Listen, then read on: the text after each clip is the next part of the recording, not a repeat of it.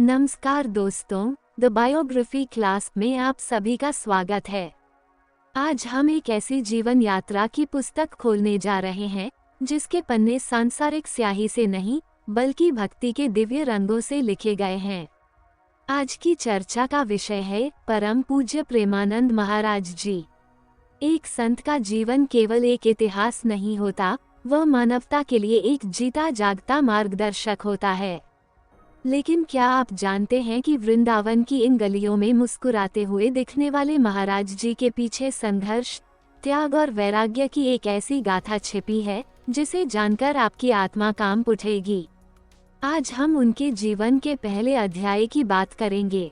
बचपन और आध्यात्मिक बीज। उत्तर प्रदेश का कानपुर जिला। एक साधारण परिवार। अनिरुद्ध कुमार पांडे यही नाम था उस बालक का जिसकी आंखों में बचपन से ही कुछ ऐसा था जो इस नश्वर संसार की चकाचौंध को देख नहीं पाता था। जहां अन्य बच्चे खिलौनों और खेलों में अपना बचपन व्यतीत करते थे, वहीं नन्हे अनिरुद्ध के हृदय में एक अनसुलझा सवाल दिन रात हलचल मचाता था, मैं कौन हूँ और यह संसार क्या है। ये प्रश्न कोई साधारण कौतूहल नहीं था, बल्कि यह उस पूर्व जन्म के संस्कारों का उदय था। घर में धर्म कर्म का वातावरण था, लेकिन अनिरुद्ध की जिज्ञासा उनसे कहीं आगे थी। वे प्रायः अकेले बैठ जाते थे।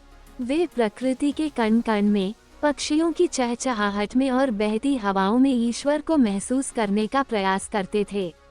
उन्हें एहसास होने लगा था कि जिसे दुनिया जीवन कह रही है, वो वास्तव में एक अंतहीन दौड़ है। वे भीतर से ही इस दौड़ से बाहर निकलने का मार्ग ढूंढ रहे थे। वैराग्य का उदय। जैसे जैसे वे किशोरावस्था की ओर बढ़े, उनके भीतर का वैराग्य और प्रगाढ़ होता गया।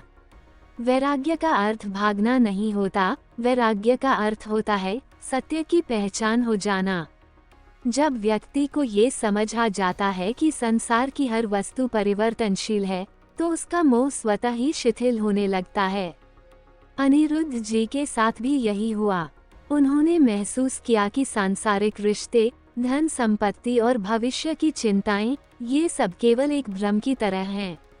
उन्होंने तय कर लिया था कि वे अपने जीवन को उस परम सत्य के चरणों में समर्पित करेंगे। उन्होंने अपनी किशोरावस्था में ही घर का परित्याग कर दिया। पीछे छोड़ दिए वे तमाम बंधन जिन्हें दुनिया सुरक्षा समझती है। उनके पास न कोई योजना थी, न ही कोई सांसारिक साधन, बस था तो केवल एक अटल संकल्प और ईश्वर के प्रति एक अनन्य प्रेम। हिमालय की ओर वे निकल पड़े, अज्ञात दिशाओं की ओर। उनका लक्ष्य था हिमालय। हिमालय जो संतों की तपोभूमि है। वहाँ का एकांत, वहाँ की शांत चोटियाँ और वहाँ का कठोर वातावरण उन्हें अपनी ओर आकर्षित कर रहा था। घर की सुख सुविधाओं को छोड़कर वे तपस्या के उस कठिन मार्ग पर चल पड़े जहां केवल धैर्य की परीक्षा होती है। इस यात्रा के दौरान उन्होंने जो सीखा वह किसी पुस्तक में नहीं मिलता।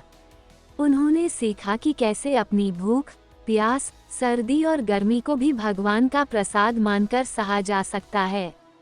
उन्होंने सीखा कि कैसे बाहरी दुनिया से कटकर अपनी आत्मा के भीतर उस अनंत सागर में डुबकी लगाई जाती है जिसे हम परमात्मा कहते हैं।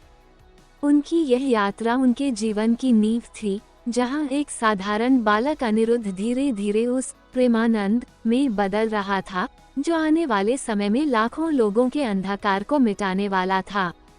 दोस्तों, ये तो थी उनकी शुरुआती यात्रा। अभी तो उनके जीवन का सबसे कठिन और प्रेरणादायक हिस्सा आना बाकी है, जहां उनके शरीर ने जवाब दिया, लेकिन उनकी आत्मा ने एक नई शक्ति का जन्म लिया। क्या आप भाग 2 के लिए तैयार हैं, जिसमें हम जानेंगे कि कैसे महाराज जी ने हिमालय की उस कठिन साधना को पूरा किया और कैसे वे वृंदावन पहुंचे। अगर आप इस सीरीज के अगले हिस्से के लिए उत्साहित हैं, तो कमेंट बॉक्स में जय श्री राधे जरूर लिखें और द बायोग्राफी क्लास को सब्सक्राइब करना न भूलें। राधे राधे।